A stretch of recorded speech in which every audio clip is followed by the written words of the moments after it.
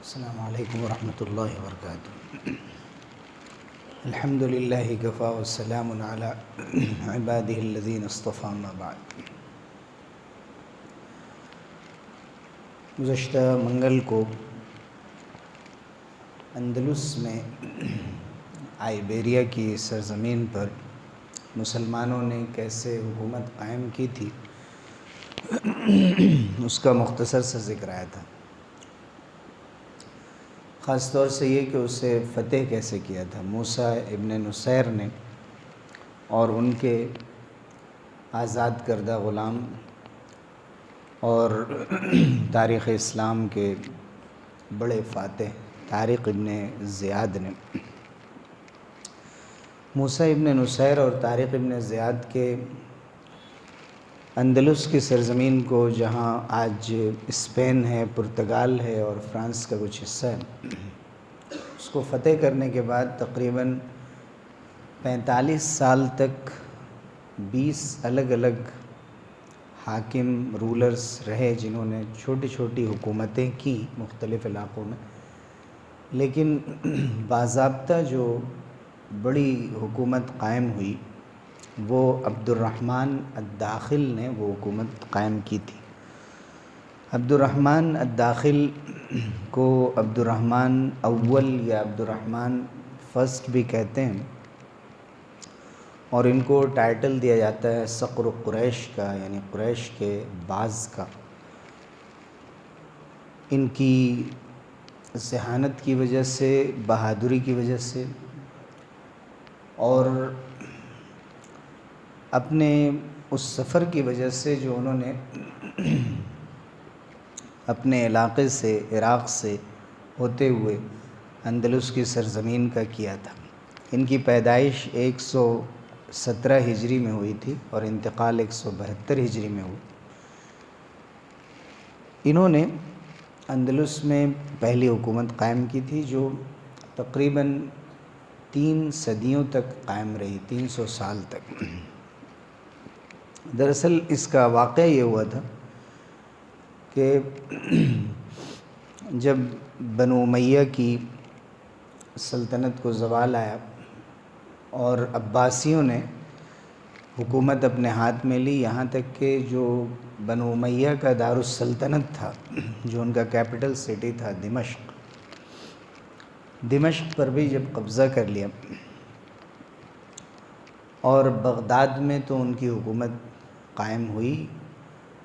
منصورہ اور منصورہ کے بعد بغداد میں، تو بنی امیہ کے خاندان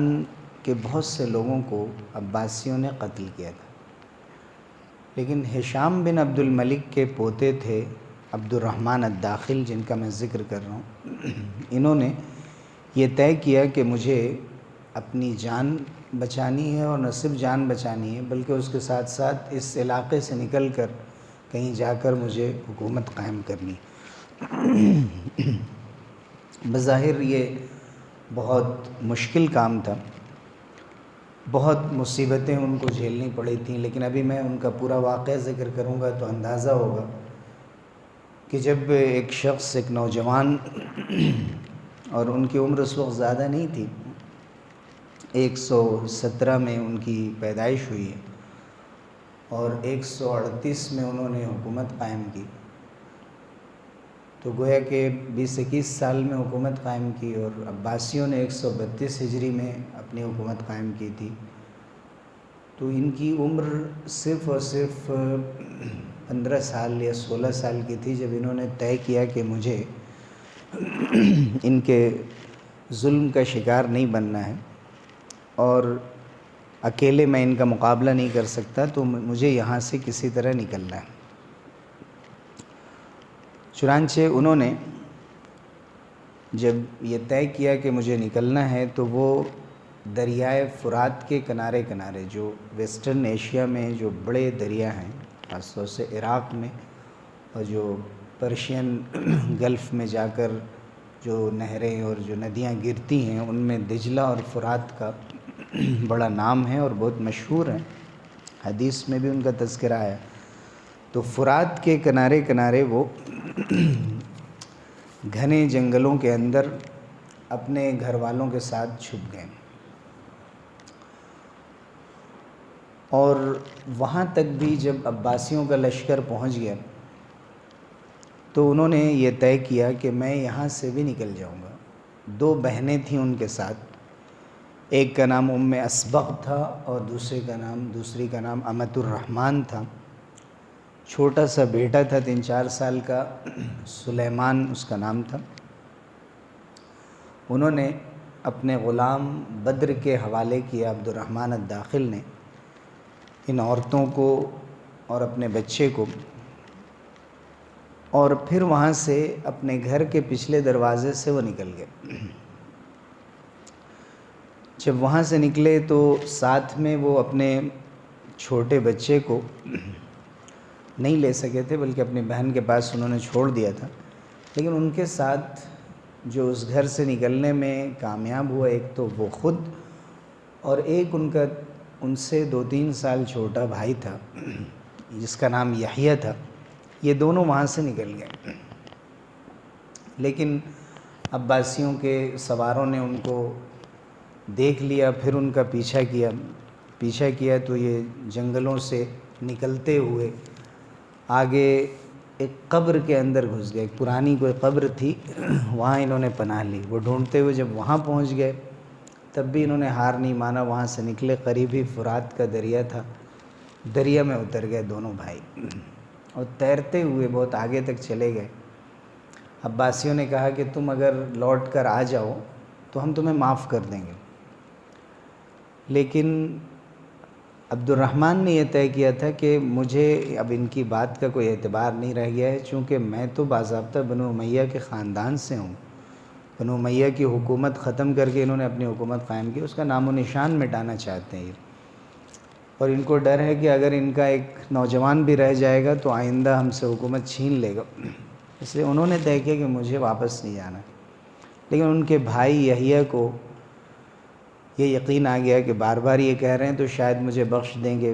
انہوں نے منع بھی کیا کہ تم واپس مت جاؤ، لیکن وہ واپس چلے گئے یحییٰ۔ جیسے ہی وہ ساحل پر آئے انہوں نے ان کو قتل کر دیا، یحییٰ ختم ہو گئے۔ لیکن عبد الرحمن الداخل وہاں سے آگے بڑھتے ہوئے اس دریا کے دوسرے کنارے پر نکلے، وہاں سے وہ فلسطین گئے، فلسطین سے پھر مصر گئے، اور مصر سے نارتھ افریقہ کے مختلف علاقوں میں تقریباً 6-7 سال ایک اجنبی کی طرح اور ایک ملک بدر کیے ہوئے انسان کی طرح یہاں سے وہاں پھرتے رہے، اس کی پناہ میں، کبھی اس کی پناہ میں۔ اس درمیان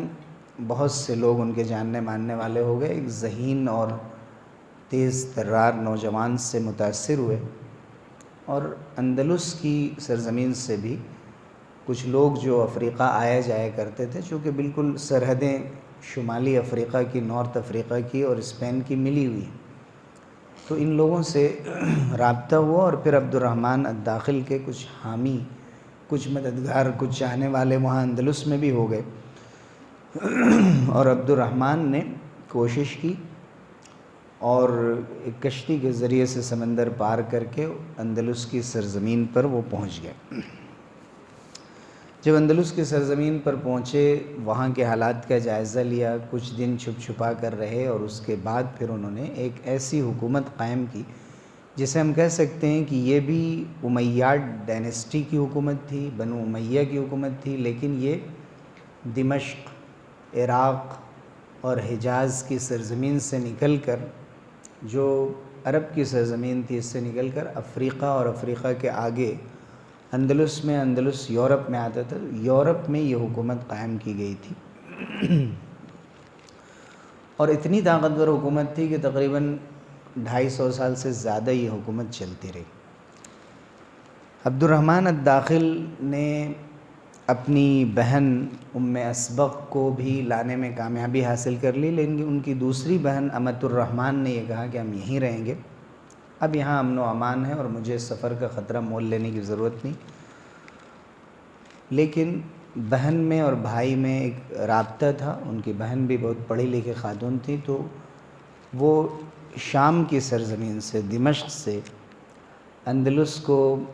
پھل بھیجا کرتی تھیں، اور خاص طور سے انار، شام کی سرزمین پر جو پھل اللہ تعالیٰ نے رکھے ہیں، خاص طور سے انجیر ہے، زیتون ہے اور دوسرے پھل ہیں، ان کا تو قرآن میں بھی ذکر آیا، وہ یہاں سے بھیجا کرتی تھیں۔ اور عبد الرحمن الداخل نہ صرف یہ کہ وہاں پر اپنی شام کی تہذیب کو عام کر رہے تھے، اور عیسائیوں سے جو حکومت انہوں نے چھینی تھی مسلمانوں نے، ان کو اپنی تہذیب سے روشناس کرا رہے تھے، بلکہ اس کے ساتھ ساتھ یہاں کی چیزیں بھی وہاں لوگوں کے درمیان متعارف کرا رہے تھے۔ تو جو انار اور دوسرے پھل ان کو بھیجا کرتی تھی ان کی بہن، اس کی کاشت انہوں نے وہاں شروع کر دی۔ تو اندلس کی سرزمین پہ قرطبہ اور دوسرے علاقوں میں شام کے پھل آسانی سے مل جایا کرتے تھے، جن کو وہیں تیار کیا جاتا تھا۔ عبد الرحمن الداخل نے اس موقع سے قرطبہ کو اپنا دارالحکومت بنایا اور ایک عظیم الشان مسجد کی بھی تعمیر کی۔ یہ مسجد جامع قرطبہ کے نام سے جانی جاتی ہے، جو انہوں نے اپنے انتقال سے 1-2 سال پہلے مکمل کی تھی، اور ایک بڑے چرچ کو لے کر پہلے مسلمانوں نے اس کا آدھا حصہ خریدا تھا، پھر بعد میں جا کر پورا چرچ خرید لیا، اور ایک بہت ہی عظیم الشان مسجد تعمیر کی، جس میں اس زمانے میں تقریباً 1 لاکھ دینار کا خرچ آیا تھا۔ دینار سونے کے سکے ہوتے تھے، جس کی بہت بڑی مالیت ہوتی تھی۔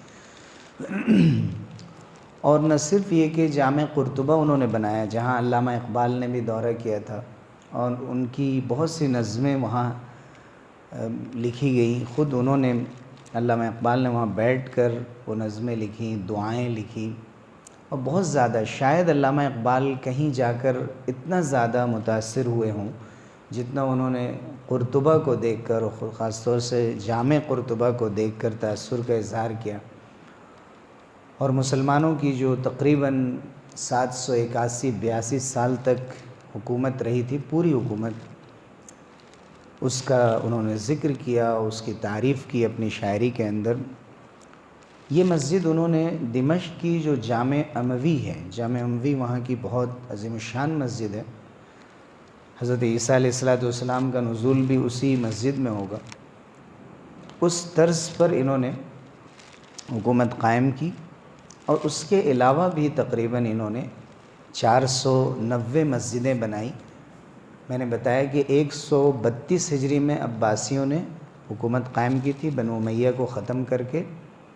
اور اس کے 6 سال بعد 138 ہجری میں انہوں نے یہ حکومت قائم کی، جو تقریباً 171 ہجری تک چلتی رہی۔ تو ایک لمبے عرصے تک تقریباً 33 سال انہوں نے حکومت کی، اور اس دوران 490 مسجدیں جامع قرطبہ کے علاوہ بھی انہوں نے بنائیں۔ وہ مسجدیں مدرسے اور لائبریری کا کام بھی کرتی تھیں۔ اس کے ساتھ ساتھ عبد الرحمن الداخل نے، جو ہشام بن عبد الملک کے پوتے تھے، جیسا کہ میں نے ذکر کیا، ہشام بن عبد الملک بھی اپنے زمانے کے بڑے بادشاہ گزرے تھے، اور ان کے دور میں ایک بڑے فاتح عبد الرحمن غافقی، جن کا ذکر ہم بنو امیہ کے تذکرے میں کر چکے ہیں،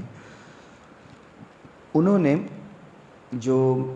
فاتحانہ کاروائیاں کی تھیں تو ٹورس کے مقام تک پہنچ گئے تھے، جو پیرس سے تقریباً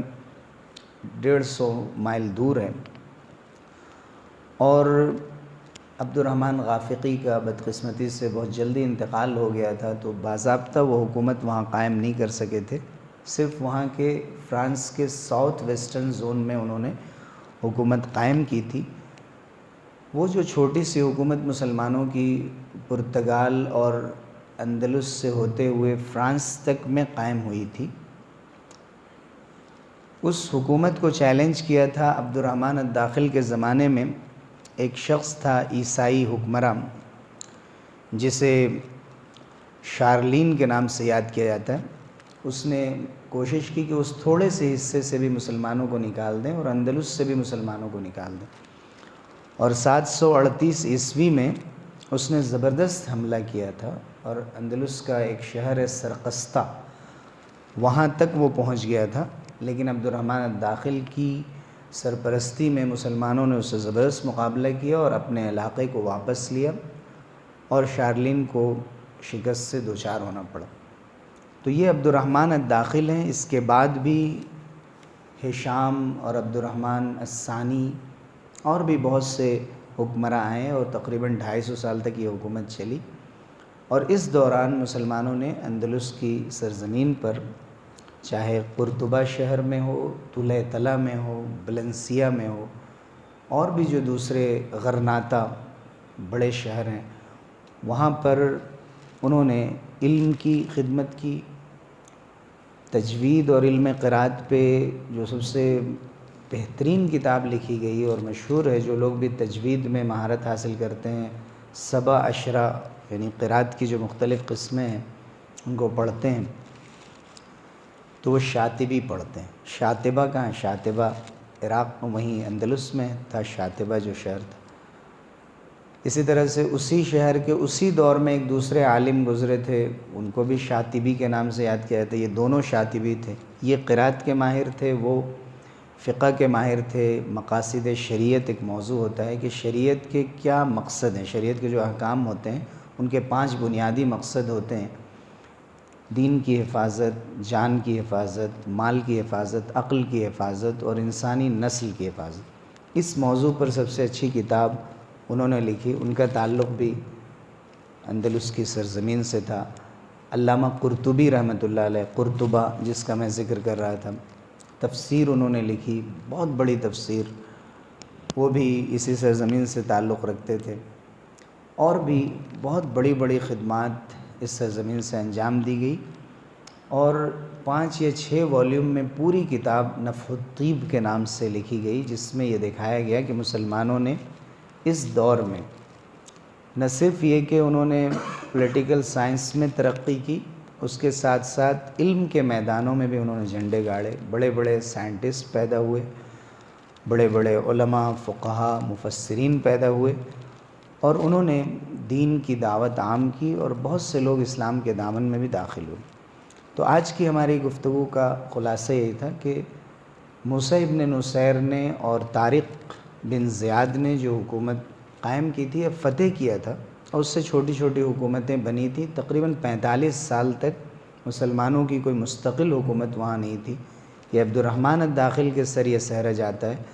اور وہ بھی ایسا لوٹا پیٹا انسان کہ جو خود اپنی جان بچا کے بھاگا تھا۔ تو سوچئے کہ 5-6 سال تک مختلف جگہوں پر انتظار کرتے ہوئے، لیکن جو گول انہوں نے سیٹ کیا تھا کہ مجھے یہ کام کرنا ہے، اس میں ان کو کامیابی ملی، اور ایسی کامیابی ملی کہ ایک لمبی مدت تک ان کا نام اور کام زندہ رہا۔ اس سے ہمیں سبق ملتا ہے